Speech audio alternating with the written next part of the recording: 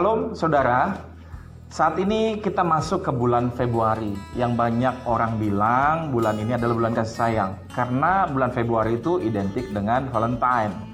Maka itu topik kali ini kita akan sedikit belajar tentang kasih atau the power of love.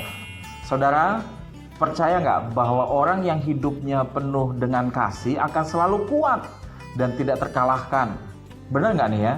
Nah, saya akan coba bacain firman Tuhan dari 1 Yohanes 4 ayat ke-8. Firman Tuhan itu bilang begini, barang siapa tidak mengasihi, ia tidak mengenal Allah, sebab Allah adalah kasih. Jadi karena Allah adalah kasih, maka kasih itu sangat powerful loh saudara. Atau kasih itu penuh kuasa. Siapa coba yang bisa menanding Allah? Dan Allah itu adalah kasih itu sendiri. Maka kasih itu sangat powerful atau kasih itu penuh dengan kuasa. Ada sebuah kisah di Alkitab yang sangat menarik dan sangat mengubahkan seseorang hanya karena bertemu dengan kasih Tuhan. Yaitu kisah tentang wanita Samaria yang bertemu dengan Tuhan Yesus di sebuah sumur. Saudara bisa membaca kisah ini di Yohanes pasal 4 sebenarnya. Tapi saya akan ceritakan hal ini dengan singkat. Ketika wanita Samaria ini bertemu dengan Tuhan Yesus, saat itu wanita ini memiliki 5 suami. Coba bayangin, ada wanita punya 5 suami. Di Indonesia mungkin satu suami punya 5 wanita biasa.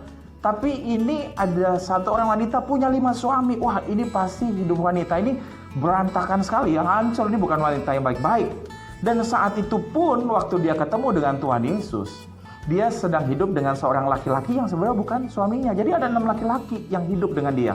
Namun setelah dia bertemu dengan Tuhan Yesus, hidupnya dipulihkan. Dan dia kembali ke Samaria dan memberitakan Yesus adalah Mesias. Dan hasilnya satu kampung Samaria percaya kepada pemberitaan wanita ini dan juga percaya kepada Tuhan Yesus. Wow!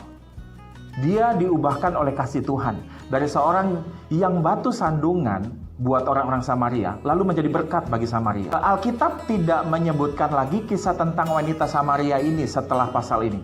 Namun ada catatan-catatan gereja tua yang mencatat sejarah yang tidak tercatat di Alkitab. Mengatakan bahwa wanita ini sebenarnya namanya adalah Potina. Setelah Potina ini bertemu dengan Tuhan Yesus, ia meninggalkan semua laki-lakinya. Wow, dia diubahkan sekali loh saudara. Lalu Potina ini, wanita Samaria ini berkeliling Israel dan bangsa-bangsa lain dan memberitakan Injil tentang Yesus adalah Mesias. Catatan-catatan gereja tua ini mencatat hal ini. Dari seorang wanita yang haus akan kasih sayang sampai-sampai punya 5 bahkan 6 laki-laki dan dia tidak temukan satupun cinta sejati pada semua laki-lakinya yang 5-6 orang itu, dan tidak ada satupun laki-laki tersebut yang memuaskan hidupnya. Namun setelah dia ketemu dengan Tuhan Yesus, dia merasakan cinta sejatinya sampai dia, wanita ini, Potina ini, berani meninggalkan semua laki-lakinya. Seakan-akan wanita ini lagi ngomong, "Hei, saudara-saudara, cinta sejati itu adalah hanya ada pada Yesus."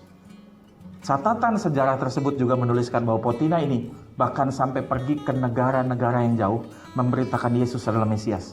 Bahkan Potina menjadi martir atau mati untuk memberitakan tentang Tuhan Yesus. Itulah kasih Tuhan yang mengubahkan hidup seorang wanita Samaria yang hancur hidupnya, berantakan hidupnya. Tapi kasih Tuhan begitu berkuasa atau powerful dalam mengubahkan kehidupan seseorang. Nah, begitu juga hidupmu saudara. Tuhan sanggup juga memulihkan hidupmu, sehingga engkau pun berani untuk meninggalkan semua keterikatanmu. Maukah saudara percaya kepada kasih Tuhan? Karena kasih Tuhan sangat berkuasa. Love is so powerful because God is love. God bless you.